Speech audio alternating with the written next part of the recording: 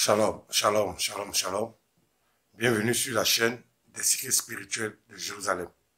Abonnez-vous à cette chaîne YouTube, car les secrets qui s'y trouvent peuvent éventuellement vous sauver la vie ou sauver la vie à l'un de vos proches. Aujourd'hui, nous verrons dans cette vidéo comment débloquer son destin. Comment débloquer ce qui est prévu normalement pour toi. Aujourd'hui, beaucoup de problèmes sont liés au destin. Il y a des personnes même qui pensent qu'ils sont liés à des malédictions familiales. Il y a d'autres qui pensent qu'ils sont liés à des mauvais sorts. Il y a d'autres qui pensent qu'ils sont liés à la sorcellerie. C'est vrai que toutes ces causes-là peuvent être la cause d'un mauvais destin. Mais avant de penser à un mauvais destin, il faut d'abord débloquer ton destin. Il y a des personnes qui vivent des tragédies répétitives malgré leurs prières parce que leur destin n'est pas débloqué. Il y a des personnes qui vivent une pauvreté légendaire parce que leur destin n'est pas débloqué. Il y a des femmes qui accouchent toujours des enfants malades, mort-nés ou bien avec des infirmités parce que leur destin n'est pas débloqué. Donc, il ne faut pas confondre un destin qui est débloqué et puis une délivrance qui se passera chaque jour. Quand par exemple ton destin est bloqué, quand ton destin est fermé, peu importe ce que tu feras, ça ne marchera pas. Mais si ton destin il est débloqué, alors quand tu feras par exemple une délivrance, elle marchera. Quand tu feras par exemple une affaire, elle marchera. Lorsque tu chercheras par exemple un emploi, ça marchera. Donc avant de penser à la délivrance, avant de penser au succès, avant de penser à faire des prières qui pourront éventuellement changer ta vie, il faut d'abord débloquer ton destin. Parce que si ton destin n'est pas débloqué, tout ce que tu feras n'aboutira à rien. Beaucoup de personnes ont fait tout type de prières, tout type de délivrance, tout type d'action prophétique, mais en fin de compte, leur destin a toujours été pareil. Leur vie a toujours été pareille parce que la base, le destin débloqué, n'est pas encore activé. Donc, avant de commencer à faire quoi que ce soit spirituellement, il faut penser d'abord à débloquer ton destin. Il est important de mettre la différence entre le destin et puis la destinée. La destinée, c'est ce qui est prévu pour toi. Par exemple, Judas avait la destinée de devenir un des plus grands apôtres de Jésus. C'était sa destinée. Mais son destin a été qu'il a trahi Jésus et puis il est mort pendu.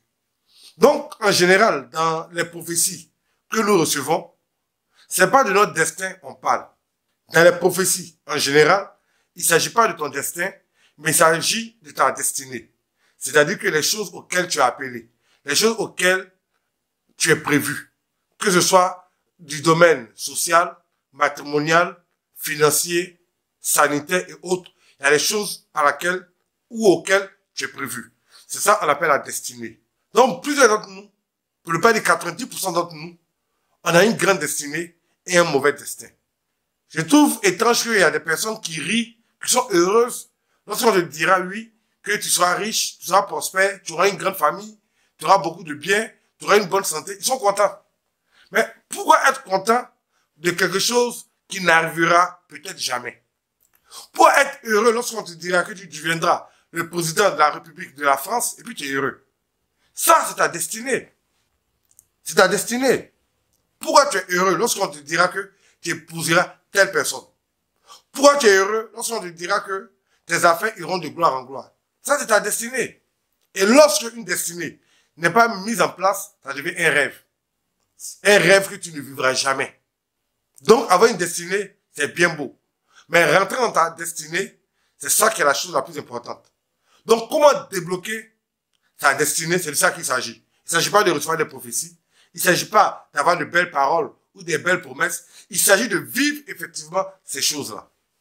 Donc, débloquer sa destinée est très important pour chaque enfant de Dieu. Débloquer sa destinée est très important pour chaque être humain. Qu'il soit chrétien ou pas. Qu'il soit musulman ou pas. Tout être humain aspire à débloquer sa destinée.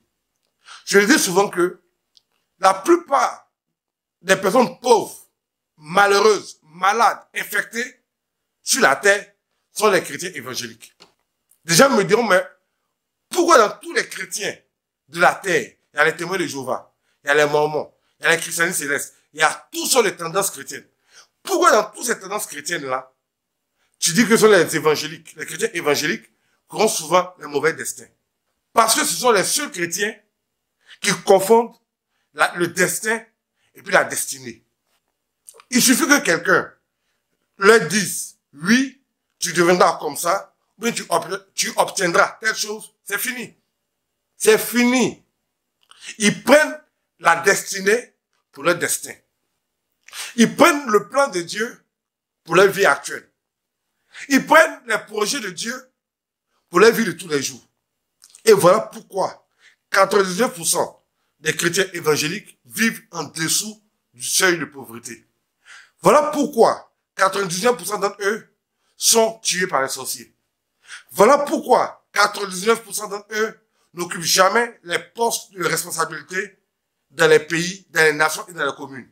Parce que ces personnes confondent la destinée et le destin. Ces personnes confondent la destinée et ta vie de chaque jour.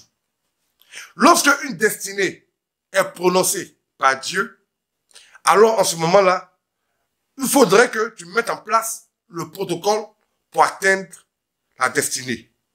C'est comme par exemple quelqu'un qui est candidat aux élections présidentielles. Être candidat et puis être élu, c'est deux choses différentes. Donc tu es candidat à une bonne destinée. Maintenant, il faut que tu sois élu à la bonne destinée. C'est de ça qu'il s'agit. Et c'est à partir de ce moment que les prières hasardeuses ont leurs limites, les prières inventées ont leurs limites, les prophéties farfelues ont leurs limites, parce qu'aucune de ces choses-là ne peuvent te faire entrer dans ta destinée. La seule chose, ou les seules choses qui peuvent te permettre de rentrer dans ta destinée, ce sont les invocations et prières d'Israël. Nous avons vu l'exemple du roi Saül.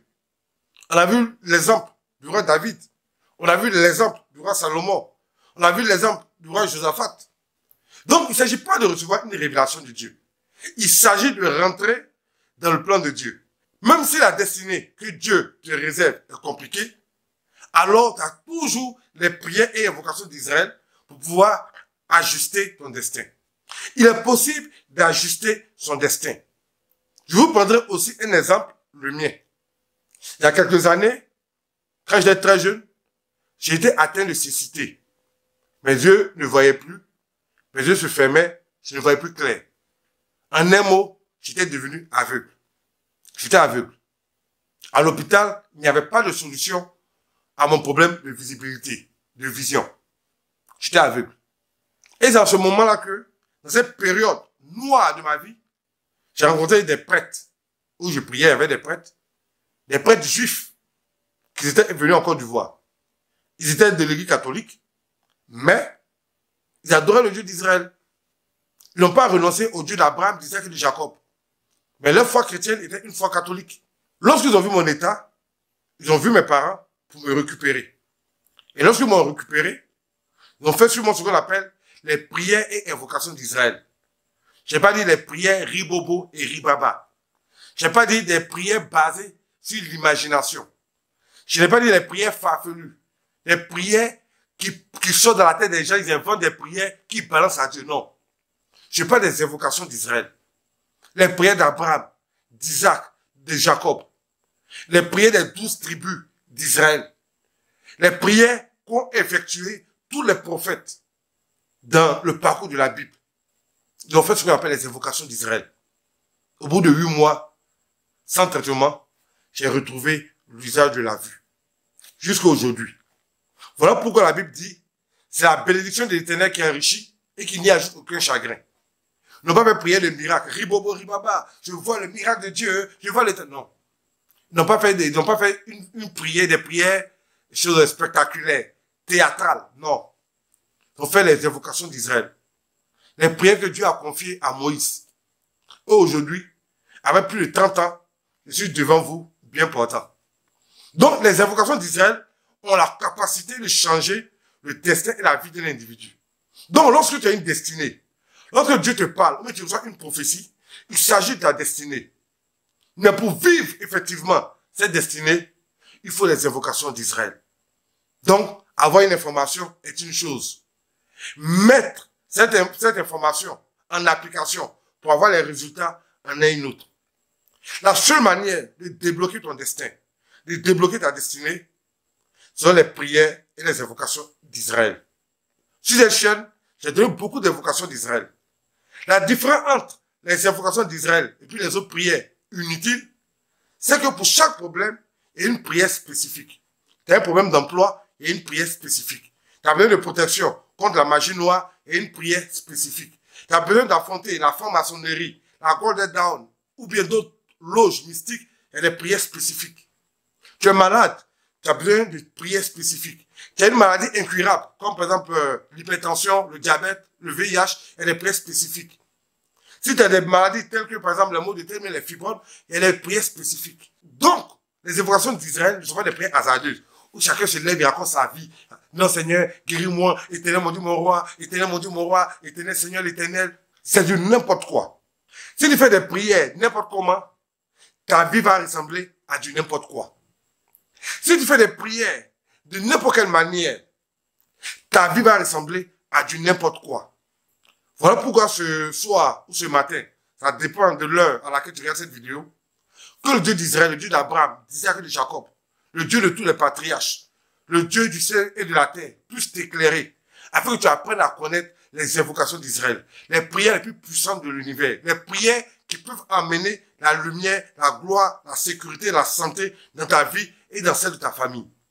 Pour les personnes qui persistent à compter sur des prophéties, pour ceux qui persistent à faire des prières inutiles, hasardeuses, des prières douteuses, que Dieu vous vienne en aide. Mais pour les enfants d'Abraham, d'Isaac et de Jacob, ceux qui ont mis leur foi en l'Éternel, que Dieu bénisse vos invocations, que Dieu accorde du succès à vos invocations, que Dieu accorde la force à vos invocations. Que le Seigneur nous bénisse, que le Seigneur nous aide. Shalom.